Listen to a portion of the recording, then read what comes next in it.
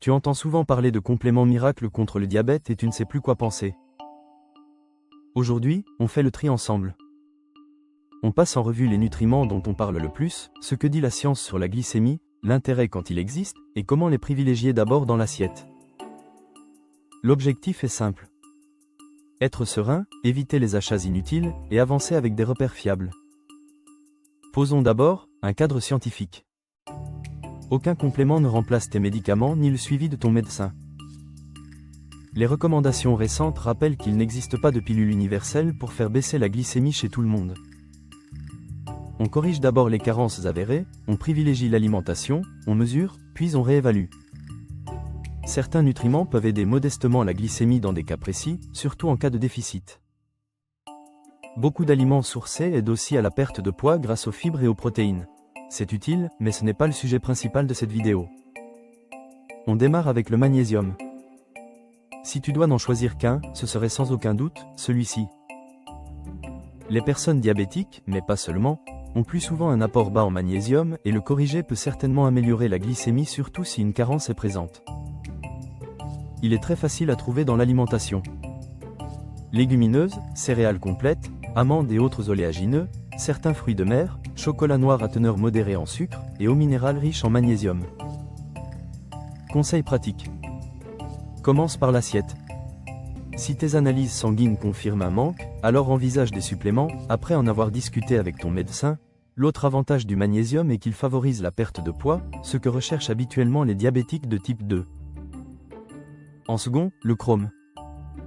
Les résultats d'études sont plutôt mitigés sur la baisse de la glycémie. Son bénéfice est davantage suggéré en cas de déficit. Pour en consommer au quotidien, on en trouve dans les céréales complètes, la levure de bière, les viandes et les volailles, les poissons et les fruits de mer. Évite les suppléments sans avis médical, surtout si tu prends déjà des traitements hypoglycémiants. Le chrome soutient également la perte de poids lorsque les aliments complets remplacent des produits raffinés plus caloriques. Passons au zinc. Des effets glycémiques modestes sont évoqués, avec une qualité d'étude variable. On vise d'abord un apport alimentaire suffisant. Où le trouver? Huîtres, coquillages, poissons, viande, œufs, fromage à pâte dure. Conseils pratiques. Attention aux doses élevées sur de longues périodes qui peuvent entraîner un déficit en cuivre. À présent, observons les vitamines du groupe B. Pourquoi est-ce qu'on en parle? B1, B6, B9 et B12 participent au métabolisme énergétique, mais n'ont pas montré d'effet constant pour baisser la glycémie en population générale. La B12 peut baisser chez les personnes traitées par metformine et doit être surveillée. Où en trouver dans son alimentation? Volailles et poissons pour la B3 et la B6, légumes verts à feuilles et légumineuses pour la B9, la B12 dans les aliments d'origine animale, comme les coquillages, notamment les palourdes et les huîtres, les poissons gras comme le saumon et la truite, les viandes et abats comme le foie, les œufs, le lait, les yaourts et les fromages, céréales complètes, et levure pour la B1. Le bonus, c'est que ces aliments sont aussi recommandés pour la perte de poids. Passons à cette chère vitamine C. Les résultats sur la glycémie sont variables selon la dose et la durée. C, avant tout, est un puissant antioxydant. On lui attribue un rôle protecteur contre le cancer de l'œsophage, de l'estomac et du pancréas.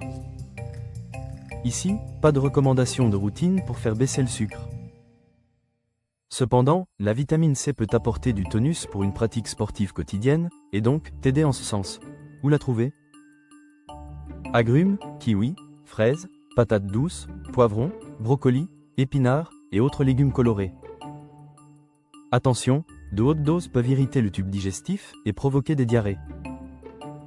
Privilégie toujours les aliments entiers. Vanadium et manganèse. Il existe des pistes de recherche, mais pas de recommandations pour le diabète dans la vraie vie. Question de sécurité et de dosage. On en trouve principalement dans les céréales complètes et légumineuses.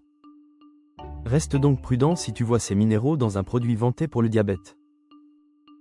Voici donc ma synthèse. Ce qui a le plus de sens si une carence est confirmée, sans aucun doute, le magnésium et la vitamine B12. Ce qui reste débattu et à réserver aux cas particuliers, chrome, zinc, vitamine C, biotine, B1. Ce qui n'est pas recommandé en routine pour baisser la glycémie, vitamine E à forte dose, vanadium, manganèse. la priorité reste l'assiette, l'activité régulière, le sommeil de qualité et l'adhésion au traitement. Si tu souhaites agir dès cette semaine, voici mes recommandations. Commence par enrichir tes repas en sources naturelles de magnésium, de zinc et de vitamines B et C. Donc, pense, légumineuses, céréales complètes, poissons et fruits de mer, légumes colorés et fruits entiers. Si tu es sous metformine, demande à ton médecin si un contrôle de la vitamine B12 est pertinent. Si des symptômes ou un contexte qui te font penser à une carence en magnésium ou en zinc, organise un bilan avant toute supplémentation. Mesure ta glycémie à jeun et 2 heures après le repas principal, pendant quelques jours, pour voir ce qui change réellement. Pour des raisons sécuritaires, et évidemment de bon sens, on évite l'autosupplémentation forte. On vérifie les interactions avec les traitements, en particulier pour la vitamine E, et on tient compte de la fonction rénale et hépatique avant tout complément. En cas d'effets indésirables, on arrête et on consulte. Conclusion. En clair, les compléments ne sont pas des raccourcis.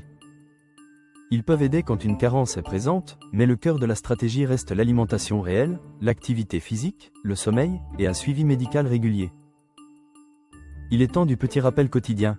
Abonne-toi, si tu veux plus d'infos, d'astuces mais aussi des recettes pour bien vivre ton diabète et partage cette vidéo pour aider les diabétiques à découvrir ce canal.